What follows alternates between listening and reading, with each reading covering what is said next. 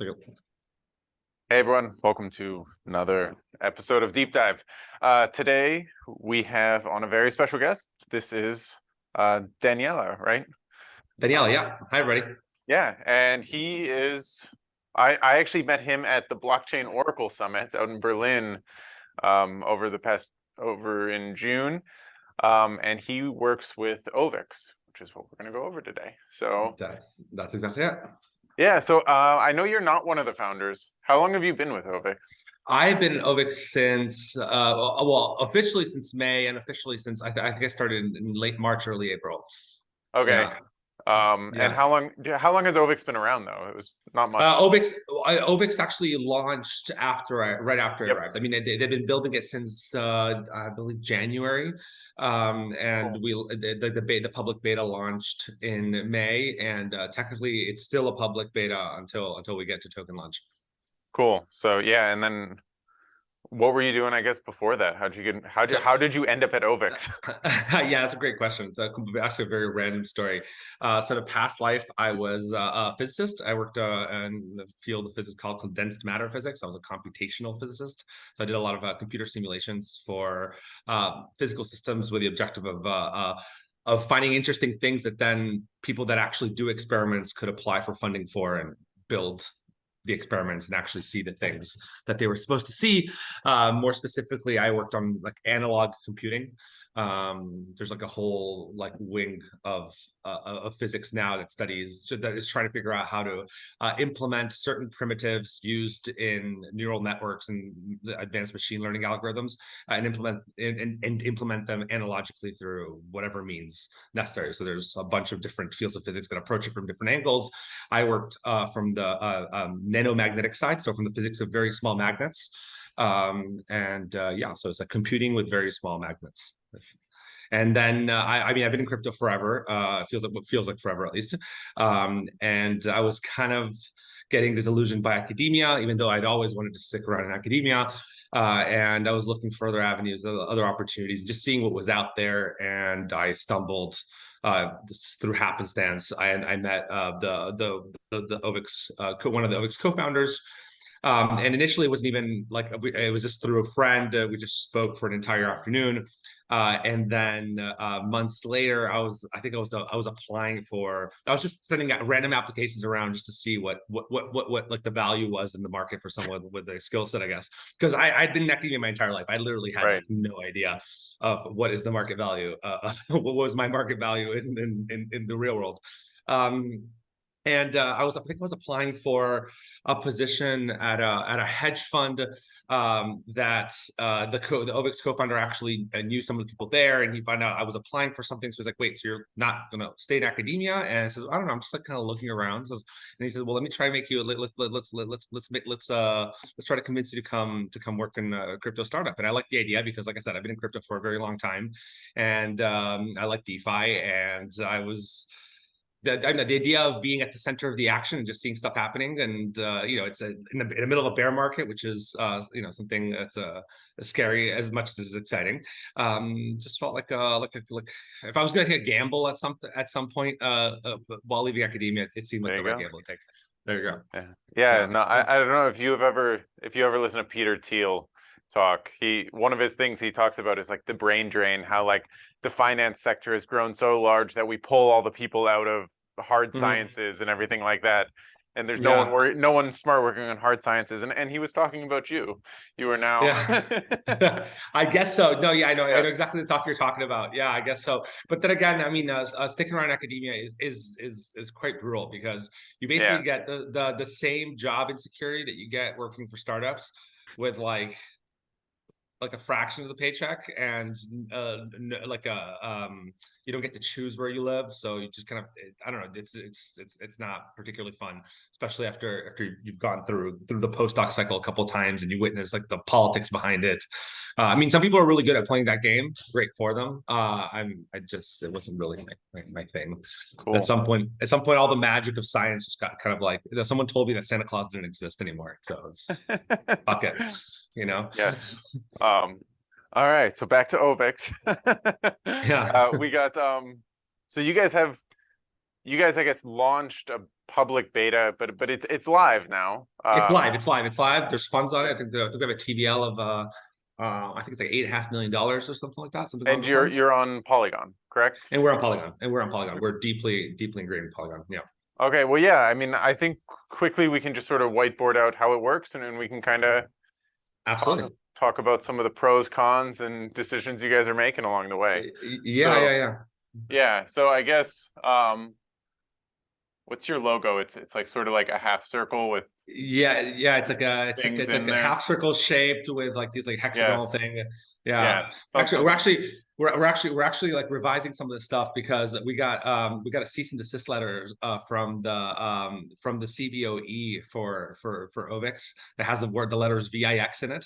So we got a cease and desist letter. So now we're like we're trying to figure out what is the smoothest way to properly rebrand. But really, I mean, you'd be surprised. Some people out there really, it's like, hey, you deal with anything vaguely related to money and you have the letters VIX in that order. Wow. Yeah, it's kind of annoying. And what are you gonna do? You're gonna go fight a legal battle with the CBOE? Yeah, you should. You should just give them the middle finger and say, "Screw you guys." No, I mean, it's sort of flattering. Like the CBOE is huge, and they're like, you guys like are they know that we're on the map, like we're a name on the map." Right, like they're slightly threatened by you. That's how I would play it. Okay, so I guess we'll start. You guys got your main smart contract here on Polygon.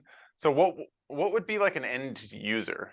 Like, I guess we'll start on the user side. Right. Okay. So an end user, a typical end user, in my opinion, is someone who wants to access leverage for trading purposes without having to depend on central custodians, or trying to depend as little as possible from central custodians. Let's keep it as philosophically wide as possible. So he wants to say go 2x or 3x long ETH.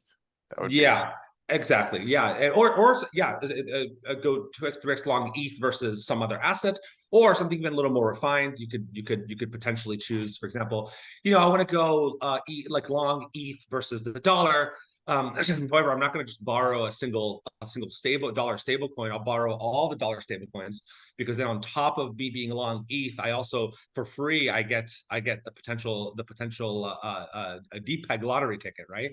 So whenever you borrow stables to go long some other asset, it's actually in your interest to borrow all the stables, because if any of them depegs, that's free money for you, effectively. Well, if it rebalances, right? Well, if it just depegs, right? Because it's like that point. The idea is that basically a stable coin, the risk of a stable coin is heavily asymmetric, right? Like the chances that a stable coin goes above peg, significantly above peg, is really, really small compared to the probability that it may go below peg, significantly below peg, right? So if you're a borrower of stable coins, it's in your interest to take advantage of that asymmetry by borrowing as many stable coins to kind of like take advantage of this asymmetry. Not that it happens all the time, but like it's if you want to think about it from a risk perspective, it's so let's say this guy wants to go long ETH, like 2x long ETH versus Matic, right? He could do that. Yes, sir. Okay. So what does he have to put into the smart contract to do this, and how do we set up the smart contract to handle it? Right. So they have to deposit ETH, right? So they're gonna deposit ETH, and some amount X. So let's say he puts in 100 ETH for. Yeah, 100. Let's nice round. Right. Let's keep the numbers round. Right. So they put 100 ETH, and from the smart contract perspective, you get an O token. You get an O ETH token, which is for laymen to think of it as like your receipt from the smart contract that you have supplied ETH to the contract. And now because we've deposited 100 ETH, and I guess we can factor in interest rates further down. We can plug those in later, right? And now that you've deposited 100 ETH, now you can use those ETH as collateral if you want to. You can also just leave them there, and they will earn a yield, because there are people that borrow ETH There may be other users that borrow ETH that you're contributing to offering lending liquidity of ETH on the platform. So basically, you put in ETH and got these 0 ETH tokens, and then other people can borrow out this ETH, Exactly, precisely. Or you could use them as collateral. What does that mean? Use them as collateral means that you could borrow assets on the platform in up to some percentage of the amount of funds that you've deposited as collateral. And here This is how he would go 2x long ETH, right? Exactly. He would have to borrow Matic at this point, given that he wants to be 2x long ETH. He would have to borrow. Yeah, he'd have to borrow Matic, and I feel like I don't have a piece of paper with me to like work out the numbers myself on the spot, but the general gist is if you're going to go long ETH versus Matic, you're going to borrow Matic, and so now as a user, he has 100 ETH deposited on the platform, and he's borrowed Matic. Right? He would borrow some amount less than 100 ETH worth of Matic. Yes, precisely. He can, to be exact, he can borrow up to 75 ETH. 75 ETHs worth of Matic. Yep, that's the maximum he can borrow, right? Because in the case of I guess how is that set in there? Right. So this is called the I like calling it the liquidation loan to value ratio. Other people call it the collateralization factor or the collateral factor.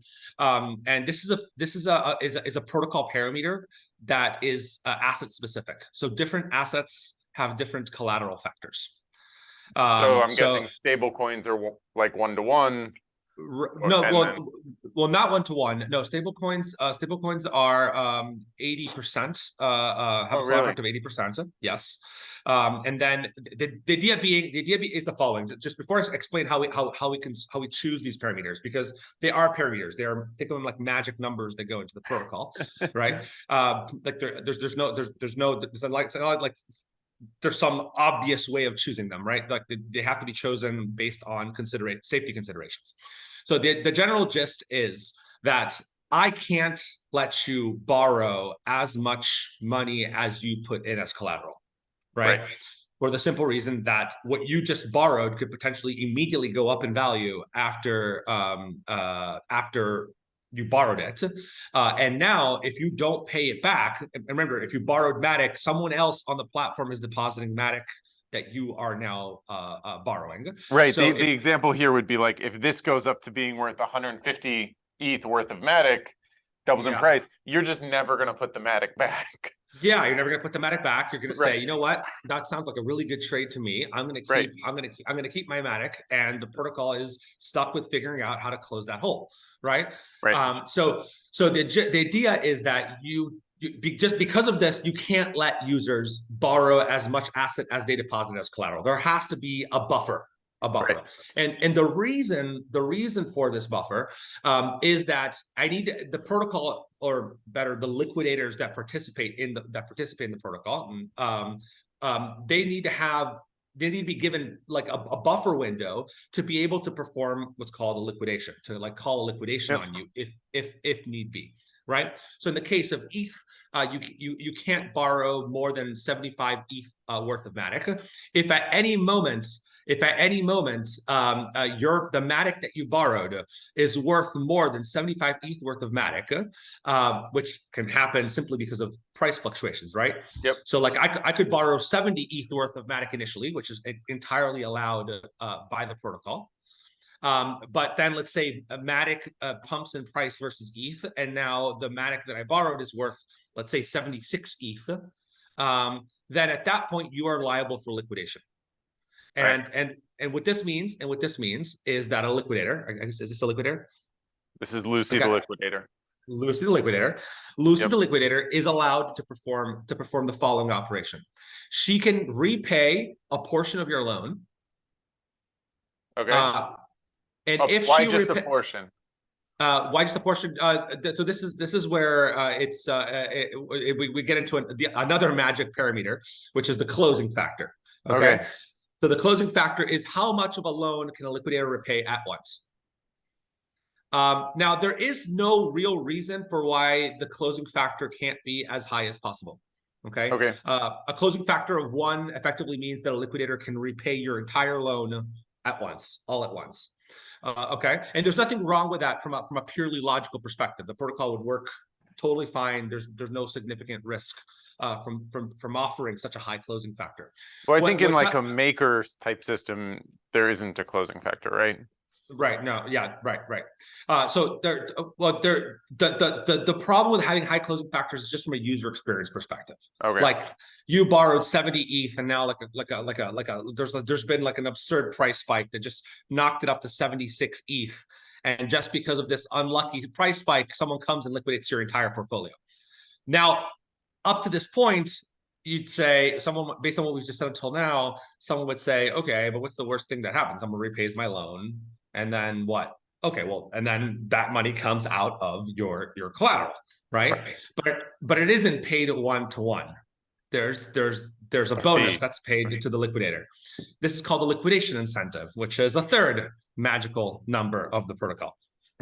So she would, so like in the example, like if there was no closing factor, and if there was no closing factor, and this went up to 80 ETH worth of, you would be under collateralized.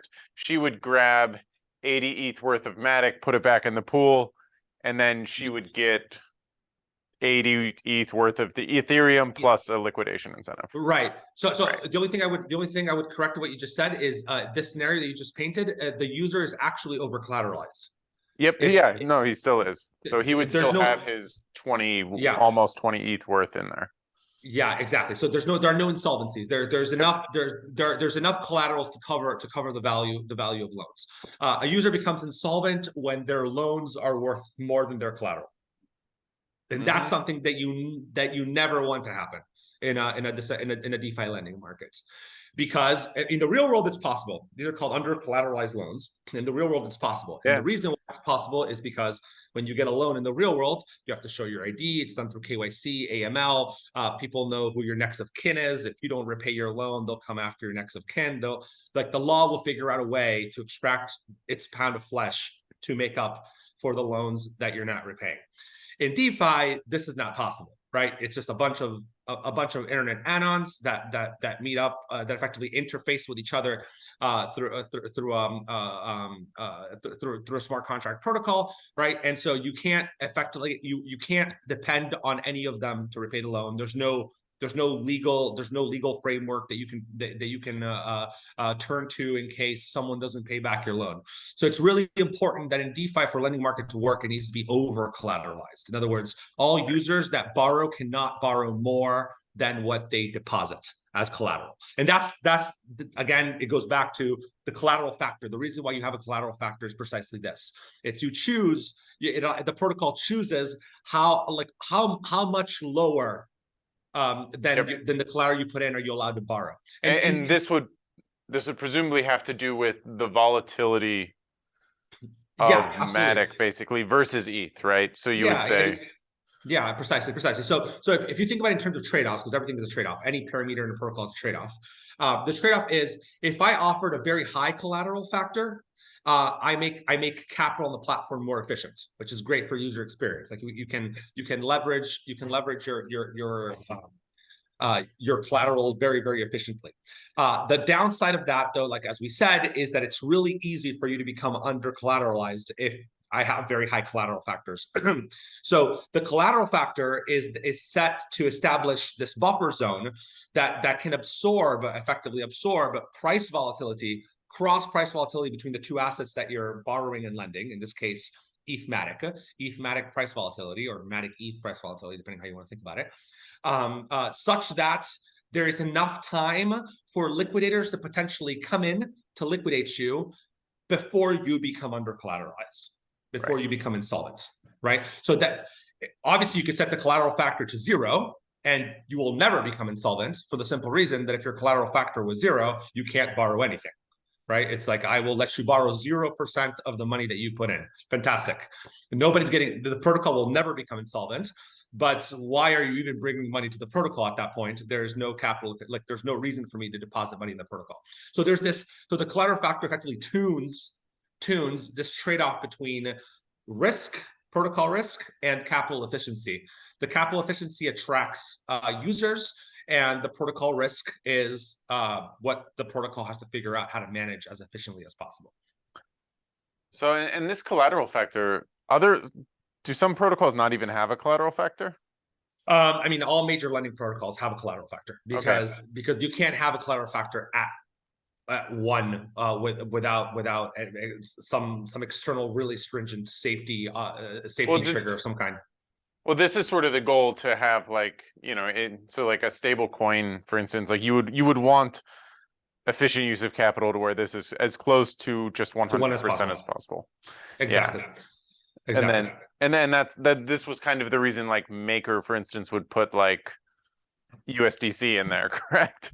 Precisely. Like, precisely. because because they're effectively, like, it's like you're making a stable coin, right? And the stable coin that is being minted is being collateralized by another stable coin. So you have to work, you get to work as long as USDC functions as expected. Like the cross volatility between the two assets should be very, very, very small. And this is exactly where this collateral factor comes in. Like you correctly said, it's intimately linked to the cross asset volatility of the assets in play. In this case, it's only two assets, but it can be much more complicated than that. You can have a lot more assets in a user portfolio. Right. Okay. No, super cool. And you guys set this just initially on deployment, or is this a governance parameter that you guys change a lot? So it was set initially on deployment, and it's a governance. It's going to be a governance parameter. It becomes a governance parameter from that point onwards. Initially we launched it with we chose extremely conservative numbers. Like I think the highest collateralization factor that we had at launch was for USDC, and it was it's either 65 or 70%, which is really, really, really small. If you compare that on Aave, it's 89%. Okay. Right. So on Aave, if you deposit 100 USDC, you can borrow up to $89 worth of whatever asset you want to borrow. On Ovix, it's 80%. Nice. Okay. No, this is super cool. I guess some things that we can get into next, as far as, I think this is sort of the base of the system. Absolutely, this is the absolute core of the system, and these three parameters that you marked on the bottom of the board, those are the core parameters that the protocol effectively depends on.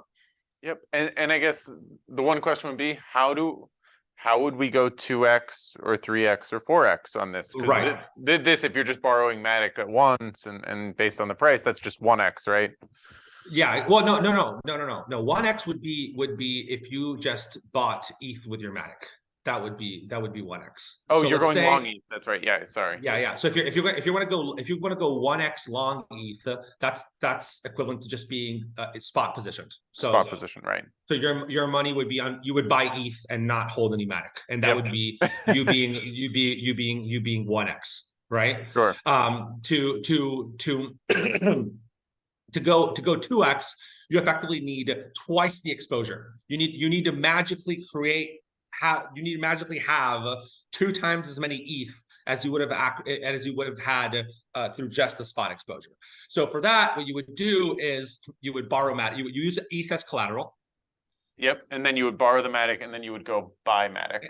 And then you would sell the Matic. Yes, exactly. You would sell the Matic for ETH. Okay.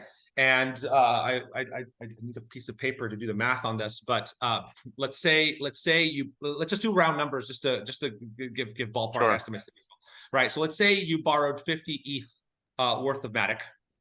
Okay.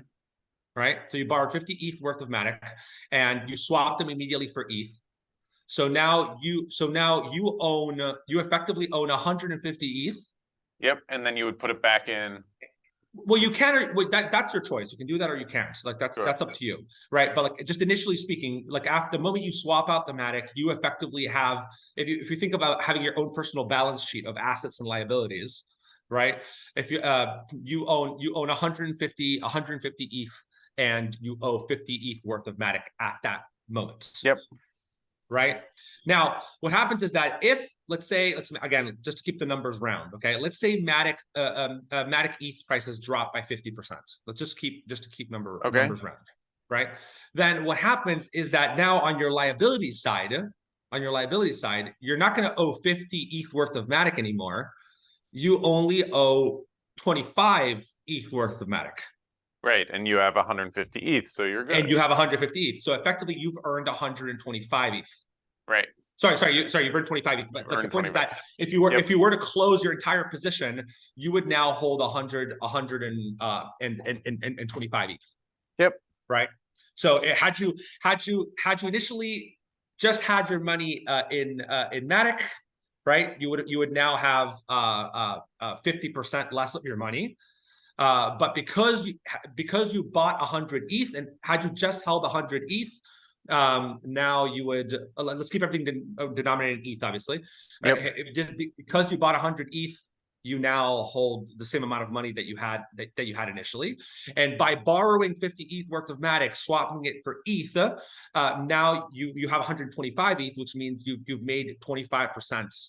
The 25% of your money. So for a 50% price move in Matic, you earned 25%, right? So this would be something close to like 1.5x. So now we want to get to 2x position, right? So what you would do is you need more leverage, which means you need to borrow more Matic. The more Matic you borrow to perform this borrow Matic, sell for ETH, wait for price to drop, the more money you make, the more exposed you get, right? But you can't borrow that much more unless you deposit more money on the protocol, because there's a collateral factor, right? So the protocol won't let you. I mean, in this example, we borrowed 50 ETH worth of Matic. ETH has a collateral factor of 75%. In theory, you could borrow an extra 25 ETH worth of Matic without recollateralizing, but that would be very risky because it would put you like right at the liquidation threshold. So the way you would borrow more is once you've borrowed those first 50 ETH worth of Matic and swap them for ETH, you would now redeposit them as collateral on ovix, right? Yeah. So now you have 150 ETH as collateral. Yep. Which with a 75% closing factor, that means you can borrow 75 plus 32.5. So it's like whatever, like 100, let's say 105 in total, of which 50 have already been borrowed by you in the past, right? So there's like 60 more, potentially 60 more Matic for you to borrow, and if you want, you can again. You can keep doing this, yes. Yeah, you can keep doing it. Obviously, at every loop, you borrow less. You borrow less and less. You get to borrow less and less and less and less, because ultimately, if however much Matic you owe as a liability and how much ETH you have as collateral, that ratio, the ratio of those two numbers, can't be greater than 75%. Right. So ultimately, by borrowing and redepositing, eventually, the best you can do is converge to 75%, which again. It would be very inadvisable to do because you would be exactly at your liquidation threshold. Well, would you be close? You could be, because I mean, if you had 50 ETH here and you deposit it back in and withdrew 30, right? Mm-hmm. So now, calculator. Well, let's just do 30. You know, now you're at 80 ETH you borrowed, right? Total. Right. So you'd have 80 borrowed for 150 in. So now you're. But is it 150 in, or? But I mean, you only originally had the 100 though. Right, but okay. So but from the point of view of the protocol, so there's two things to mention here. There's things to mention here. One is the net value of your portfolio, which, like any balance sheet, is assets minus liabilities. Like you are liable for repaying. Again, after the first loop, you're liable for repaying 50 ETH worth of Matic, and you have 150 ETH as collateral. So 150 minus 50 is 100. That's the value of your portfolio. That's what you actually own, right? You don't own 150. Like you have 150 ETH as assets on the protocol, but you have a bunch of liabilities. But you have a bunch of liabilities, and the point is that like the true value of your portfolio is your assets minus your liabilities. Right now, what to your point, I know you were trying to like poke a little bit. To your point, this does somewhat, depending on how you count TVL, this can be seen as a way to inflate the TVL of the platform. And on platforms like DeFi Llama, for example, you can turn off. You can actually turn on and off the TVL and look at what the TVL of different lending platforms are at the net of the liabilities or the gross TVL of just because otherwise a protocol will obviously is going to be incentivized to just show you, oh, this is the value of all the collateral assets on my Right. protocol, right? That's our TVL, right? But the reality is that there's also a bunch of liabilities on that protocol, and the true, like, well, true is a matter of definition, but like if you want to factor in liabilities also, the way what you'd like to look at is that the net value, the net TVL of the protocol would be assets minus liabilities. Now that said, looking at the total value in terms of just the collateral assets, I don't think is necessarily wrong. Like it's not like Right. like, because effectively there are like that much assets, like native assets, have been deposited on the protocol. The protocol sure. is effectively securing that many assets. Like the liabilities, nobody thinks about the liabilities because like nobody's trying to hack you out of liabilities. Nobody wants to steal your liabilities. Everybody wants to steal your collateral, right? So effectively, it's not a gimmick that people would look at the TVL as the total collateral assets on the protocol. That is, think of it as like the honeypot. Like It's just gameable. If yeah. right. It's potentially scalable, and it's important that users understand what when someone shows you a TVL, what that TVL means. Like again, you can define it in both ways. I don't think there's a better or there's a good way or a right way of doing it. It really depends what you want to focus on. For sure. Okay. No, that was super helpful. I guess one thing we can go into, I obviously have to ask, what's the oracle? How do you determine? So here in this one, you would need to know the price of ETH and the price of Matic. And the price of Matic, yes, precisely. I know. Nick, you're gonna hate me for this. Yep. Our oracle is Chainlink. So. Our oracle is Chainlink, and the reason for this is that viewers need to know that we are at the base, we are a compound fork. Yep. Effectively, all the way we think about the development of ovix is to proceed via incremental changes to our initial functionality, right? The reason why we forked Compound is because Compound has been around for a while. It's proven to be reliable on some non-trivial timescale as far as crypto and DeFi products are concerned, and so that's what we started with. With that comes the Chainlink integration, and we do look internally a lot at other oracles. I mean, obviously the viewers might not know that, like, you and I are communicating on a bunch of new cool features that we want to bring to DeFi together. Well, Chainlink's free also. Chainlink's nice. Well, obviously, Chainlink comes in real handy in that sense, yeah, because anybody can spin up any product using Chainlink. But also, it's also true that, like, whether you like it or not, in the DeFi space, like Chainlink has a bit of a brand, has also a bit of like a brand image. So if a big whale or a big investor is interested in your product, and they ask you what oracle you're using, and they answer some oracle, and you answer some oracle name that they've never heard of for whatever reason, they might be sketched out about it. They got to do more due diligence, and they got to think about why the reasons for that. Whereas if you just say Chainlink, they don't even bother asking why you chose Chainlink. It's just taken for granted that it's okay, which is not okay, but it's just how the world works, right? Okay, yeah. I'll forgive you this time. But there's practical considerations involved. Yeah. So I mean, what do you have as, how often do you update these prices? What's sort of the threshold for updating them? Great question, and I don't have the answer off the top of my head. I'd have to ping my CTO about that. I'd have to ping my CTO about that. I work for those. I guess we didn't do the introduction. I'm head of research and investment at ovix. So I think of the protocol as more like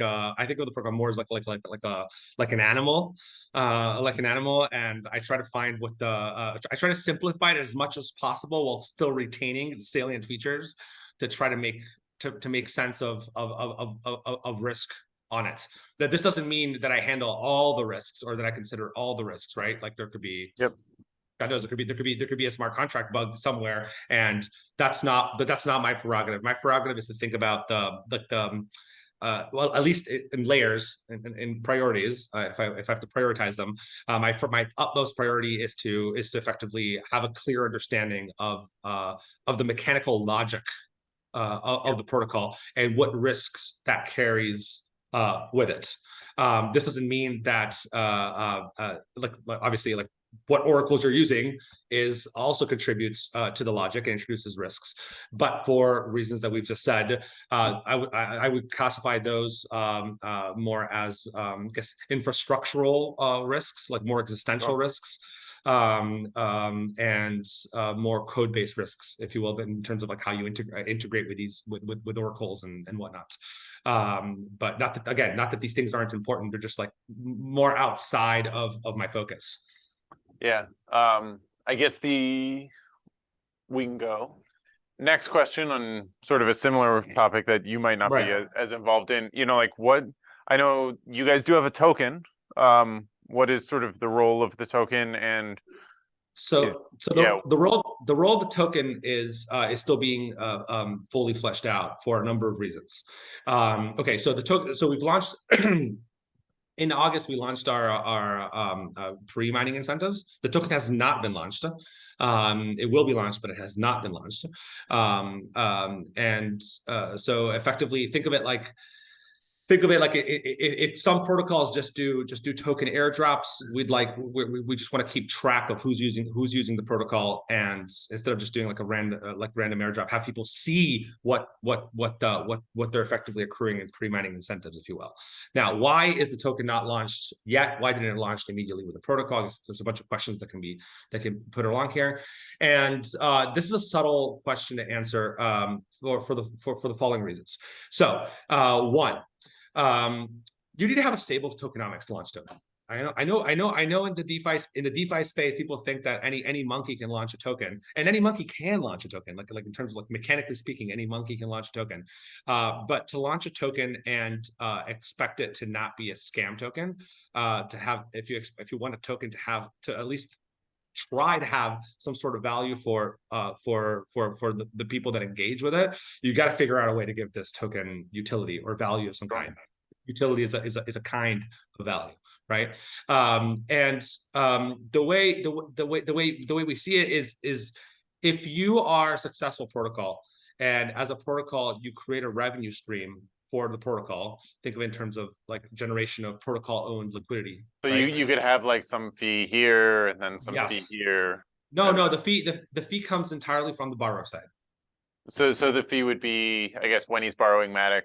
When he's borrowing Matic, he pays a borrow rate.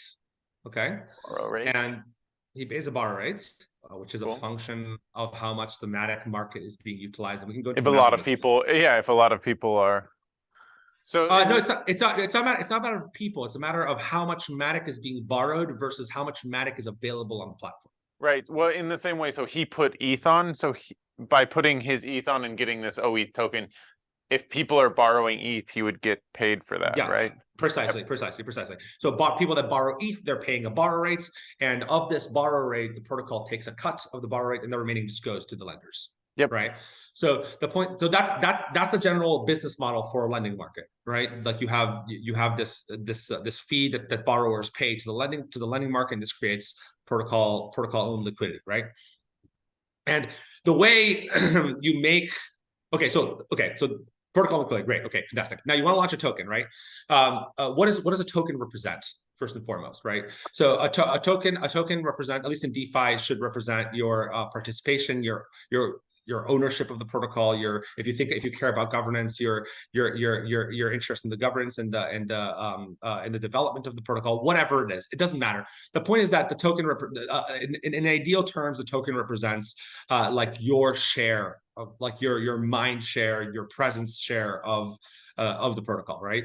Now all these sound like fun words and great words, but they don't really mean squat in DeFi, because in DeFi a token effectively has to have some sort of very tangible value, right? It has to be exchangeable for something else. Does it? Right? Well, I mean, I like to think it does. I mean, like, that doesn't mean that you can't have pure utility tokens. Well, I mean, you look at like a Uniswap governance token, you know, like it's whatever.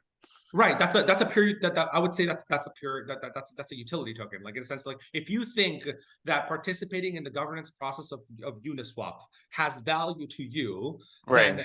then the token which represents your right to participate in the governance has value because it grants you this valuable utility. Sorry, it grants you this utility to whom you then ascribe value to, right? But this is like very hard to do, right? Because Right. yes, a lot of protocols do it, but the reality is, whether we like it or not, the vast majority of people don't give a damn about participating in governance. Nobody wants to. No, And governance is a bug.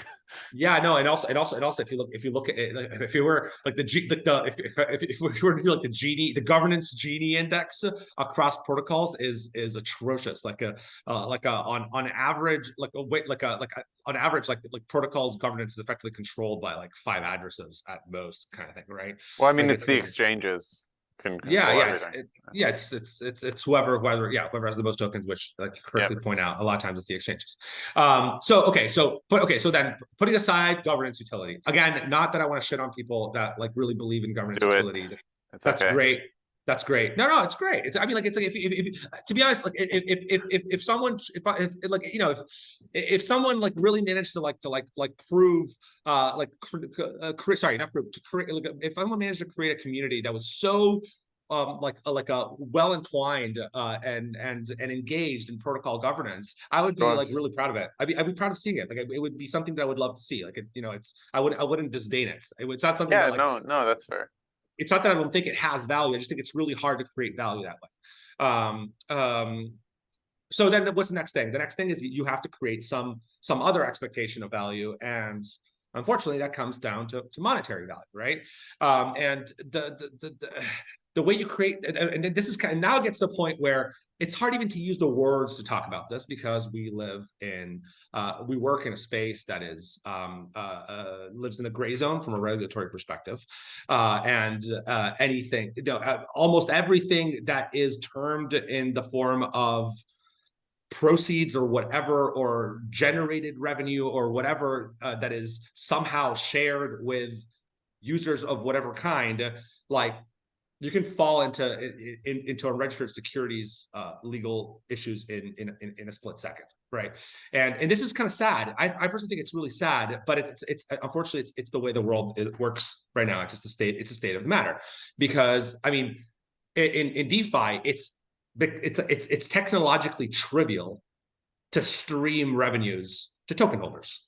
Like it's Right. like you can't make it any more trivial. Like it's like, you know, like in traditional finance, the closest thing would be something akin to dividends, and they get paid off quarterly, right? Like in DeFi, you could do something like what TradFi does in the form of dividends could be reproduced in DeFi and done, like, compounded at a per block level, right? Like, it's like you have so much more flexibility in terms of how you can implement these kind of things. And I think we will get to stuff like that, but unfortunately right now it's hard to do, because we're still too small and the revenues generated are not that big, and B, even if you didn't care about this and decided to just go for it, you have a very high chance of having the SEC knocking at your door the next day, right? Independently of which jurisdiction you're in. I don't know. Maker's okay. Maker's okay for now. Maker's okay for now. We'll see. We'll see. Well, I mean, but Maker's been around for a while, right? Like it's like Maker is pre this last cycle, right? So that matters, or is it like the Absolutely. SEC is almost gonna happen? Yeah. No, I don't know. No. This doesn't mean that Maker's in the clear at all. I'm not saying that. Right. I'm just saying that Maker's been around for a while. So, I mean, again, it depends. Again, we have no legal clarity on this. So it's not like, and I'm not a lawyer, so, like, you know, take whatever I'm saying as totally at face value. Like I have no assign no weight to my words. But like if we look at like the Lummis Gillibrand bill, for example, like the proposed Lummis Gillibrand bill, right? There they talk in terms of creating a pathway for effectively a token becoming a commodity, right? So they talk about digital assets as being distinguishable as I think they call them in the bill proposal commodity-like digital assets or something along those lines. And they talk about the need for a pathway to allow these digital assets, which initially are very much not commodities because they are effectively products of someone's work. Like someone has to write code and deploy some smart contracts. But they argue that it should be possible for digital assets to have pathways to becoming commodity-like digital assets, which effectively is alternative words for what in DeFi people like to call decentralized, right? Because the idea being that, like, so let's take the full extreme. Let's imagine you deploy a protocol that is it's like a new DeFi primitive. It's something that nobody's ever seen before, and everybody jumps on it. It's the killer app. Let's assume you've made the DeFi killer app, right? And when you deploy the DeFi killer app, you release the code and you threw away the keys. It's like a killer app that's like it's been immaculately conceived. It's got no bugs. Like you literally made it, you deployed it, and along with it comes token generation. And the token generation, is paid out to users depending on how they participate in this ideal new DeFi primitive. And it's the killer app, so it generates tons of buzz. It generates a ton of protocol owned revenue, which immediately is from day one. It's streamed directly to the governance token, to not the governance, but the quote unquote token holders. I don't know what this DeFi primitive is. It's purely hypothetical, right? But if you did it in that case, that would create like a complicated legal scenario, because what are you going to do? Like, who are you going to, like, you can't even say that the revenue is the result of effort of others,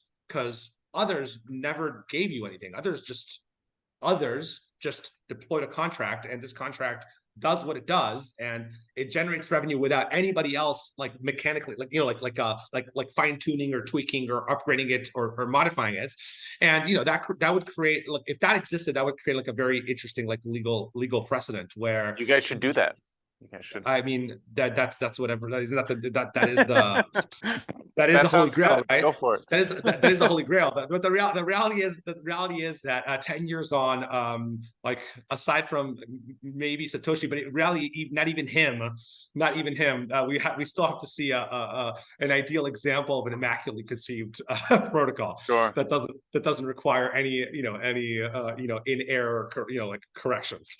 Right. But yeah, in theory, if that existed, that would be like independently of what the SEC said. It's like you wouldn't be able to persecute anybody for it, because. But I mean, you could theoretically do that even with bugs. Like, you could launch like this thing. You could have it do the fees, just hard code everything at the beginning, make it variables, and then if it breaks and there's a bug. There's just a bug. You just launch it again. Right. You just launch it. You launch it again, but there at that point, everybody lost their tokens. But I think we hold on to these ideas of like tokens must live forever. Idea. Yeah. No, but I think there you also enter into what are the like strategic objectives of the people launching the protocol, because it's like if you want to, what you said is true, but if I want to launch a protocol afterwards and the first protocol like had a critical bug that ended with a bunch of people losing their money, the odds of people taking my next iteration seriously become at least less, at the very least. Sure. at the very least less. And especially if the objective is to now, we're now past, was it cycle number 4 in crypto? At least. Yeah, past cycle number 4 in crypto. At some point, and I firmly believe this is to be the case, the proverbial like institutional floodgates will open, and institutional players want accountability, and so we're going to see a lot less of expectations of decentralization, which is sad by some respects, by many respects, I would say.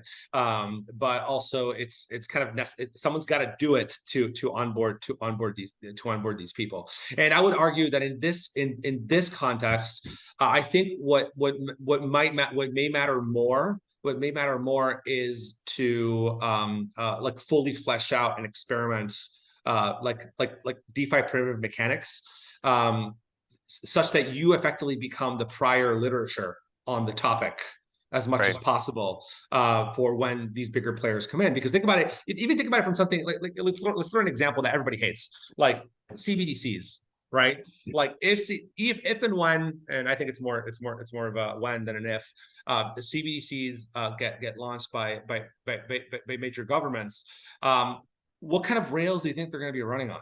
Like, how do you think they're going to be designed? They're going to be designed to keep in mind everything that's been happening in DeFi. Right, like it's like that's the prior art, whether they like it or not. That's the prior art. And so at that point, you know, if you are a good example of prior art, this brings you a lot of benefits also in that future scenario, but potentially, right? Not because you just tailor something just for institutional CBDCs and statist products, but you could in theory have two products, one that like tries to strive for more I don't know, let's call it more cypherpunk adjacent, and one that is more, you know, central, you know, like just central state controlled adjacent, put it that way, right? And again, I'm trying. I mean, I don't know. I don't know if the users understand which side I prefer, but like, you know, but I'm trying to keep it as vague as possible, because the reality is that whether you like something or not doesn't change whether something will happen or not. Like, it may influence whether something happens or not, but sometimes, very often, things happen that you don't like, and you know, you have to take into account that possibility. And what is your place? What will your place be? What will your legacy be if that were to take place? And at this point, and this is honestly, now bringing it back down to something more practical, is like, okay, you're launching a lending market. You know, it's like I don't have executive say on everything that happens in this protocol. Like, this protocol was founded by other people, not by me. And to be honest, like, not even the founders have full say, because you know, like, it's like we don't have first mover advantage. We're trying to compete in a space that is already quite competitive, especially in the middle of a bear market. I'd say it's atrociously competitive. And so at that point, you have to be able to like be nimble and be adaptable and take opportunities when they arise, and just kind of play it by ear a little bit. So all these things have to be, you know, taken into account. Cool. No, I mean, we could argue, we could talk regulations and governance tokens forever. Yeah, but I mean, you know way more than me about this. in the sake of time, I guess I will bring it back to ovix, and we will. Yeah. Tokenomics are still being designed. I guess, you know, where are the pieces? I guess, do you have a hard? Yeah, I mean, the tokenomics are being designed, but it's not like we're at the whiteboard. Like, we have ideas. Like you know, like at launch, we definitely want the tokenomics to be obviously to follow the tokenomic model. So we want token issuance to be effectively voted on by token holders. So see, even we fall into the governance. We really want to believe in creating a governance oriented community. We think the tokenomic in this case kind of works, because the way you would do is, in the tokenomic model, people that hold the token can vote on how the newly issued tokens are distributed across the various assets in the asset markets within the lending markets. Yep. So it creates like a very immediate connection to effectively to earnings, right? Like, it's like if you're depositing 100 ETH on ovix, you're gonna be earning VIX tokens, and with those VIX tokens, it'll be in your interest, maybe, hopefully, to vote on token issuance being directed to the ETH market, where you have your money in, which means you will earn more VIX tokens. Now, you could say, do I care about that? Do I not care about that? Well, that depends what you think about the VIX token. What is the value proposition of the VIX token? And that's where, you know, like, more second order tokenomics have to be fully fleshed out. Yeah. So I think I'll reach out to you afterwards. I'll give you tokenomics ideas. We'll hash it out. Yeah, for sure. No, I think so the big question, you know, a lot of these lending protocols, some of the big things, like, what's sort of the next gen of this is, you know, like, how do you solve cross chain? Are you guys looking at that? Yeah, we are, but mostly trying to initially stick into the Polygon ecosystem. So we're very much focused on Polygon Edge. and Oh, interfacing with cool. Polygon Edge. Yeah. So you know, there's the viewers may or may not know, but Polygon's business development has really been fire this year, like onboarding all sorts of big traditional world players, both in the finance space and not. And one of the product offerings that Polygon has is Polygon Edge, which, think of it, it's basically like Polygon as a service, kind of like, you know, spin up your Polygon instance, if you will, and you effectively get basically full control So you guys will of be an app chain? no. No. We're thinking more along the lines of how do we integrate with app chains? Oh, Like, cool. as in, Okay. because effectively what these app chains do, the problem with app chains, like with any layer different than one chains, is that they what's called, they fragment liquidity, right? That's always that's always a problem. And so by creating a strategy to interact with Polygon Edge products, we're trying to create like one-click solutions for apps running on Polygon Edge instances to directly integrate with ovix on Polygon POS. Because I mean like, think about like the technical infrastructure that's built out by Polygon. It's pretty straightforward. I mean, it's not easy, but it's pretty straightforward to put together. And so that's the first direction that we're thinking about before we think about other chains. It should be relatively easy, because I'm guessing any sort of Polygon Edge, you know, it'll sort of be a hubbed network, I'm guessing. So yeah, well, yeah, it comes with the Polygon bridge. Now yeah. the big question mark is what's going to happen with the Polygon token, because you know, there's, especially between Polygon Edge, Polygon POS, and Polygon ZK EVM, the big question on the horizon is, what is the Polygon token? What does it Right. represent? What is the future of the Polygon token in this wider ecosystem? And so that's I guess that you know, I we're all expecting to see something out of Polygon in the near future about what the direction here will be, because that will significantly affect how DeFi products are built around the greater Polygon strategy. Well, I mean, for anybody watching this, like this isn't like a Polygon specific problems, like Avalanche, Polkadot, Cosmos, like there's giant even Ethereum, like there's giant questions about the role of the token going forward. Absolutely. Yeah. So yeah, no, I mean, like, yeah, you can extend, like you said, you can extend all these problems to other chains, but right now, because we've been born and raised within Polygon, and the Polygon constellation is pretty big and growing pretty fast. It's we have a hard time just keeping up with everything happening in Polygon. Imagine jumping to other chains. You know, we're trying to integrate with Polygon ID, and that also offers a lot of really cool opportunities. It kind of ties back to what we were talking about initially.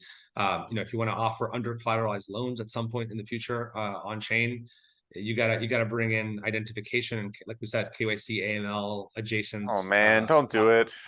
but Nick, the reality is it's, whether you like it or not, it's gonna happen.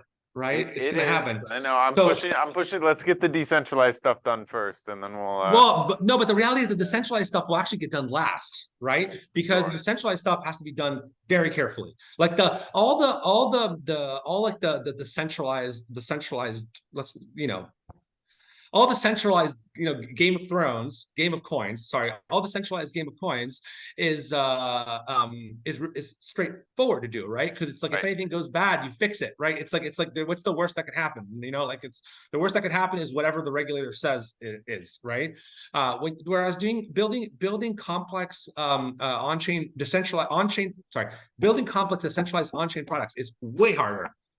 Even though it's easier to get started, it's way harder to bring to completion.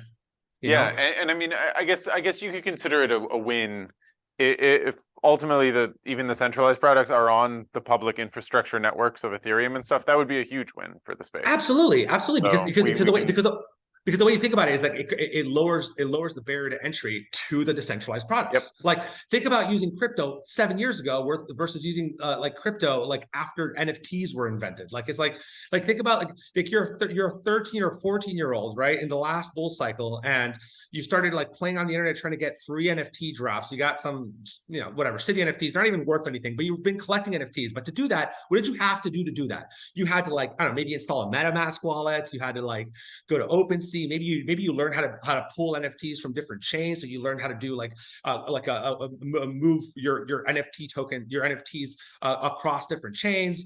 And like, you know, maybe one of your NFTs actually became worth something and you sold it for ETH, for example, right? So now you know how to use ETH. What do you think happens to this kid when he turns 18? He or she turns 18, and their old school boomer parents tell them, let's go to the bank and set up a bank account. And like, because you're an adult, you need to have a bank account, and they get initiated to the atrocities of traditional finance, of traditional banking.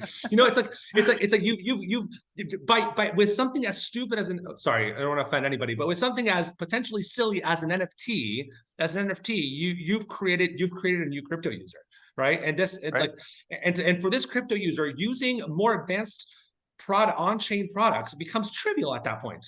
Like they don't need, there's no more learning curve, right? So in this sense, what, bringing a bunch of boomers through centralized products on chain to make them, to get them to the point where we're interacting with, like, you know, crypto products is second nature. I'll take that. Like if my late grandmother learned how to use email and post on Facebook, what's the equivalent of that when boomers come on chain? You know, like I'll take that any day. All right. Yeah, so we're at the hour, but that was it's a good way, that's a great way to finish. I'm sorry if we took it in a bunch of different directions. Maybe you wanted to get more into the mechanics of lending this was products. Great. This was phenomenal. You know, we can definitely, as you guys launch your token and come up with some of these newer products, we'll have to have you back on and go over some of those specific mechanics. For sure. Yeah, because now we're very focused on optimizing a lot of like the way I mean, we already have ways of optimizing these magic numbers that we talked about at the protocol level. It's collateral factor, closing factor, liquidation incentives, and whatnot.